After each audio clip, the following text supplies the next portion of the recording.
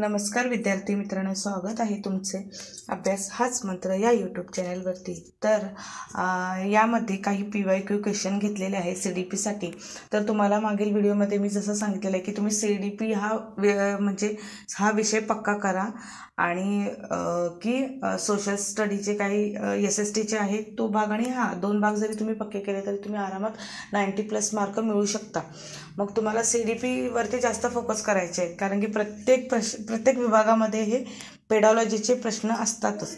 त्यासाठी तुम्हाला CDP-वरती फोकस करायला पाहिजे। तर CDP-चे काही प्रश्न जे PYQ असतात 2000 म्हणजे झालेले आहेत प्रिव्हियस, आता वेळ कमी आहे त्यासाठी जे झालेले आहे ना ते जरी तुम्ही PYQ केला ना तरी त्याच्यातून तुम्ही आरामात पासिंग 90+ मार्क मिळवू शकता।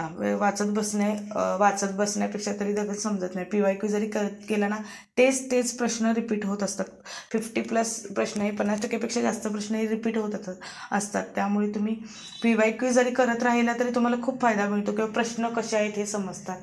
त्यामुळे तुम्ही काय केलं पाहिजे की PYQचा अभ्यास केला पाहिजे। आता 2024 आता 2025ला 25 पासून म्हणजे 2024 2023 2022 21 2020 19 म्हणजे हे 19 पासून जरी तुम्ही केला ना 5 वर्षामागे तरी तुम्हाला खूप फायदा होईल।